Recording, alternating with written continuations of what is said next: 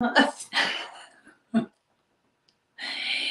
everybody, it's Saba Hochek and Victoria Wells. we're here to tell you about, in 15 minutes, one of the ways to strengthen your intuition, especially as it pertains to using your intuition to release blockages of creativity. So, there's basically two kinds. One of them is in which the creativity is just naturally coming to you. I had told you my own personal story about how one day I woke up and I heard this voice saying, "You have to sculpt, you have to sculpt." And I thought first I was dreaming, and then I realized, wait a second, I'm awake and that voice is still there.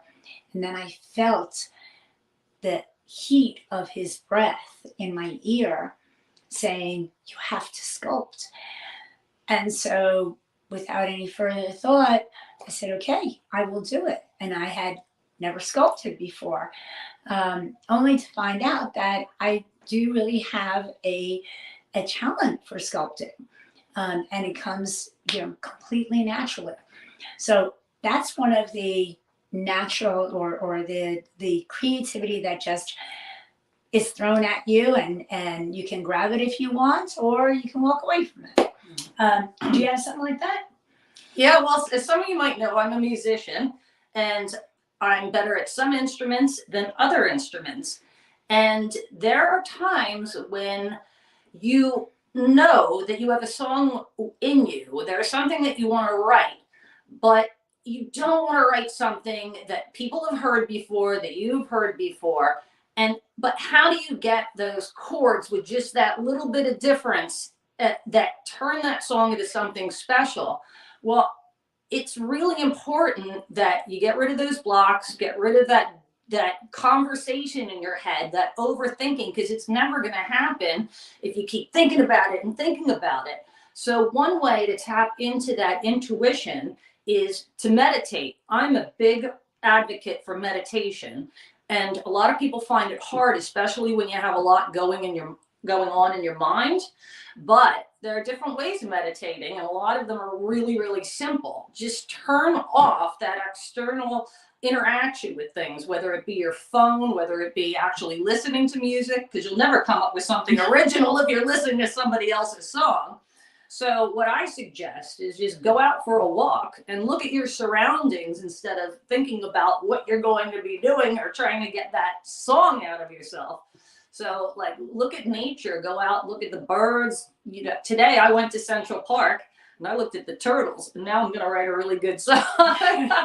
But just listen to yourself breathe. Slow moving, right? Yeah, yeah. It's going to be a very, very slow song. But meditation is really important to hear those messages, those things that are inside of you, and to get the inspiration that, by the way, is intuition. And I feel that if you are a creative person, you're making something out of absolutely nothing, whether you're a musician, whether you're a fine artist, or whether you're a writer. You have an intuitive ability because you're making something out of nothing and you're receiving a message. Yeah. So, as Victoria said, any type of motion where it allows the mind to relax. So whether that means, a walk in the park, any type of walking is very meditative, very hypnotic, because you're in a rhythm. And so now it creates a relaxation. Taking a shower, taking a bath, these are all ways to bring clarity and to relax the mind. Another way that I like to do it if I'm searching for that creativity is to start narrowing it down. So listen to your inner thoughts when you think about, let's say, if it were about writing a song, what do you want to write about? What kind of song is it going to be? So sometimes we've got too much noise going on of saying, I need this to be really good. I need this to be like this or like that. that it starts creating blockages. But if we just think, okay, as Victoria said, I feel there's a song in me. Well, is it a song of romance? Is it a political song? And just ask yourself the question and see how that feels inside. Now, when I say see how it feels inside, if you're not certain what that means, and take two extremes that you have. Let's say something that you really like to do a lot and something that you really can't stand doing. So let's just say hypothetically, I really love to just sit down on the beach and watch the waves. That's something that brings me a lot of pleasure.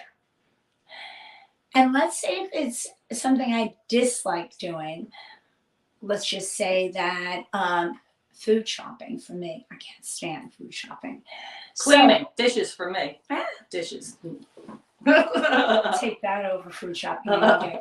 But so ask yourself, think about, for me, sitting by the beach, and I feel the way my body feels inside. It's just relaxed, it's peaceful, it feels good, it feels happy.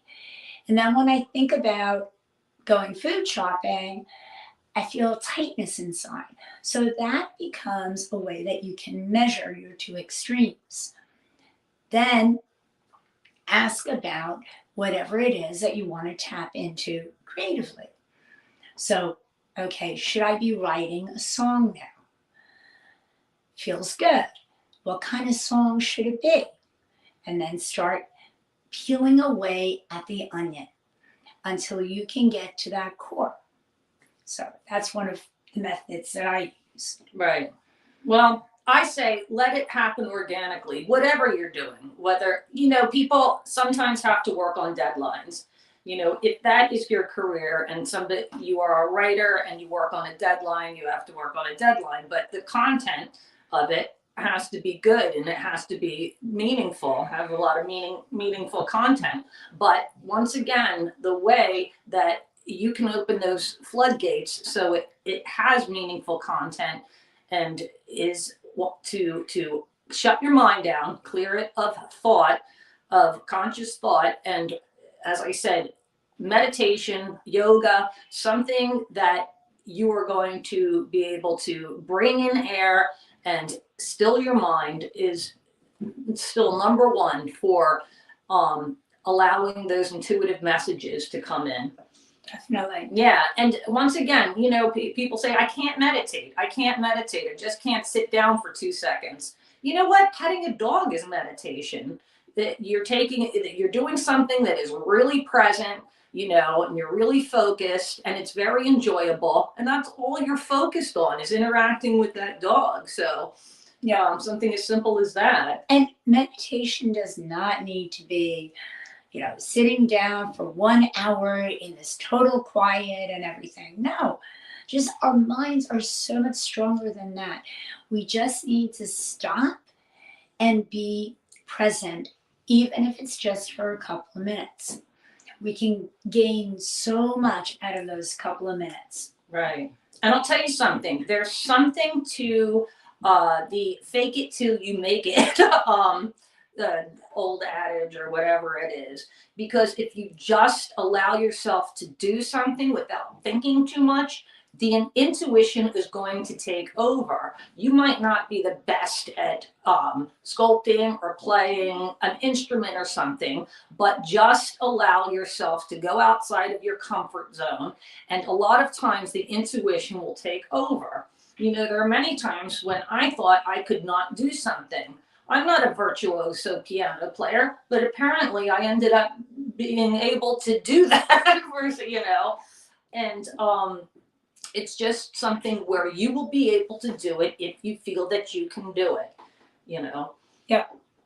And exactly what Victoria was saying is getting out of that comfort zone. Because the more we stay in the comfort zone, that's what our brains want to do because it sees it as being safe. And only when we get out, are we tapping into the higher brain, which is where intuition lies? So we have to get out of that comfort zone. One way to feel that safety in being out of the comfort zone is when you tense up your entire body as much as possible. So you like stretch out your arms, your legs, even your face, like that, and you just everything, you even your organs, if you can, is tighten your stomach muscles, tighten your ribs, your chest, and hold that, and then just release it. So the tension is the discomfort. When you relax it, you're in comfort, right? But what you'll notice is before doing it, listen to your body. How comfortable am I? Okay, let's say 0 to 10. My body's comfy. I feel pretty good. I'm going to think that I'm at an 8. And then I go and do the tension, which is going to send you right down to a 0, hopefully, because that's where it should be. You want to make it as uncomfortable as possible. And then when you release, how comfortable am I? Wow, I am a 10 plus. So only then are you going to realize what that relaxation feels like. What you're doing, meanwhile, is you're training your brain to recognize that being out of the comfort zone brings comfort. And so it'll see the safety in that. And that also helps a lot to relax the mind. Because again, you're focusing on one thing, you're being very present by tensing up the body and then relaxing it. Yeah, and I would just say that fear is something that stops a lot of people from Absolutely. Experiencing intuition, recognizing intuition, and just doing a lot of things that they actually can do when they thought they could never do it. And that means just expressing their feelings through creativity, whatever that avenue would be, whether it's, as I said, writing, painting, sculpting, whatever it may be. So yeah, and dreams have a lot to do with creativity as well. So if you have a really vivid dream, it's worth writing it down when you wake up, because it might turn into a great story, a great song, and even a great fine art. Like if it's a sculpture, it might be a really interesting sculpture, but still, it's worth writing down. Yeah. So. Definitely. Your dreams are always giving you messages, Mm-hmm. or processing the day's events. But there's generally something there in a dream worth noting. Yeah. But as I said, I've repeated myself about 15 times now, but my main advice for you to tap into your intuition, to be more productive creatively, is always to clear your mind through some sort of form of meditation. And as I said, you don't have to sit there for hours and go, although I do, just take a walk in nature, or just shut your eyes and breathe and listen to your breath, because then ideas, really good ideas, very creative and interesting ideas will come to you, things that you never thought would. Yeah. So that's my advice to you. Yeah, and take plenty of showers. That's my advice. I'd say not even for intuition purposes, just take plenty of showers, for God's sake. There's lots of bonuses to that one. Yeah. Okay, so great seeing you all, and we will see you next week, next Tuesday, 5 o'clock. Be well, be happy. Bye-bye. Bye.